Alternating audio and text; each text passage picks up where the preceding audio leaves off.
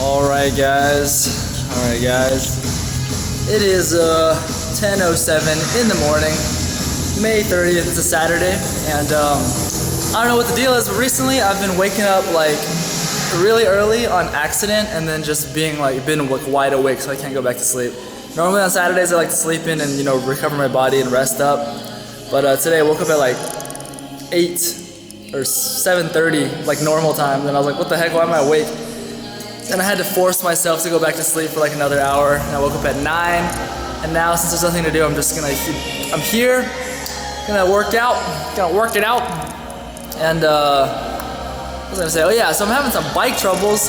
So I don't know, I can't remember if I said it, but recently my bike's just been, like the tube keeps popping, and it got it fixed one time by the vice principal, but then it popped again, and so then we decided to buy a completely new tube, and I bought one off Amazon. But since I don't know anything about bikes, I ended up buying the wrong tube, so my vice principal went around Siyama and he found the correct tube and put it in for me, and he didn't even make me pay for it. I offered to pay him and he was like, no. So, we got a new tube, and I rode my bike and it was okay, and then literally yesterday, I had ridden the bike for one day and it popped again yesterday, and I was like, what the heck, this tube was completely new.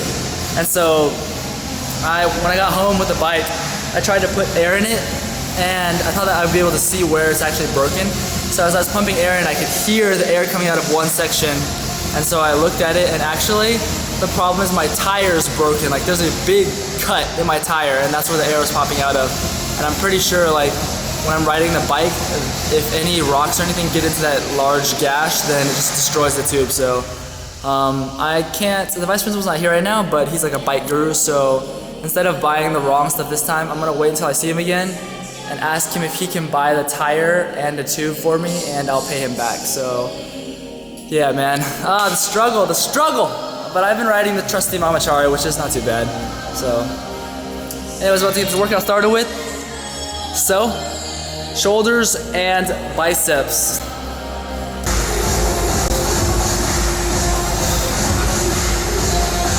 Abs finally starting to come in. Alright guys, well it feels like it's been a while since I've done a commentary over one of my workouts, so today we're going to do a shoulders, traps, and biceps workout. You're going to get the full package. So starting off with the rear delt flies for the rear delt of the 3 sections of your delt. This is starting to sound really strange. So the rear delt is that little small circle in the back of the shoulders. Do you see that? When I pull back, you see a little circle looking thing, the little spherical looking thing. So this next exercise is the straight rear delt rows, also for the rear delts. And one thing that I've been doing this whole time I've been training is I typically start out with rear delt exercises, because I feel like when you're fresh out the blocks, the first exercise you do and put the most energy in, you're gonna get the best results from that. So as you can see, my rear delts are actually there. You can see them. You can see the little spheres. So I actually think it's a very good. I think it's a good idea.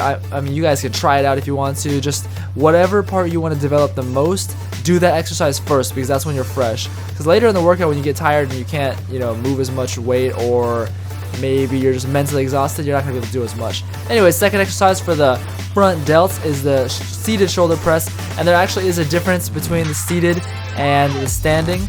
When you're doing standing shoulder press, it takes a lot more of your overall energy, because you have to stabilize your core so much, and your legs have to be stable as well. So that takes a lot more energy, and since I'm just trying to focus on purely the shoulders, I always do seated shoulder presses. Alright, so now moving on to the next front delt exercise, the front raises.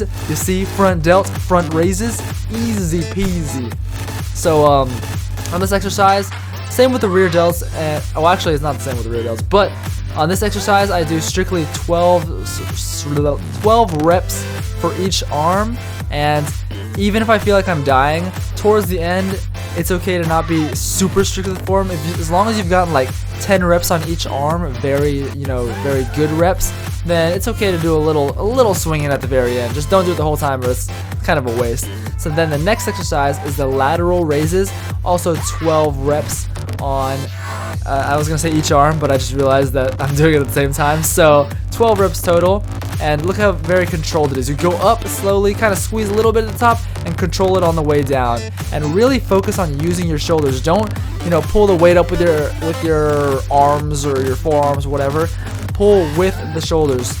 Alright, so the next exercise, another lateral head exercise. So notice we did 2 rear delts, 2 front delts, and then 2 lateral head. So this is the single arm lateral raise, and as you can see, I'm leaning, so that way I think I feel it more doing this than just standing straight up and down with one arm. So yeah, try it out if you want to. And like all the other ones, 12 reps, or all the other raises, 12 reps on each. So now moving on to the trap, because you know, we all want to be trap lords. Not just kidding. So this is the shrugs, or the shrug, and I just do 20 reps for 4 sets. And you don't have to get 20 each time, but start out with at least 20 on your, or start out with 20 on your first set, and then see where you can go from there. But try to get at least 12 on each set. All right, so now into the biceps. Doing one exercise for the short head of the bicep, which is the head that you see when you flex, and that is a bicep supination curl. Supination means you're turning your hand facing upwards as you come up. And then now we're doing a exercise for the long head of the bicep, which is the head that you see when you're just sitting there not even flexing, and this is the reverse curl. Anyways, that is the last exercise. Let me know what you think in the comments, and see you next time.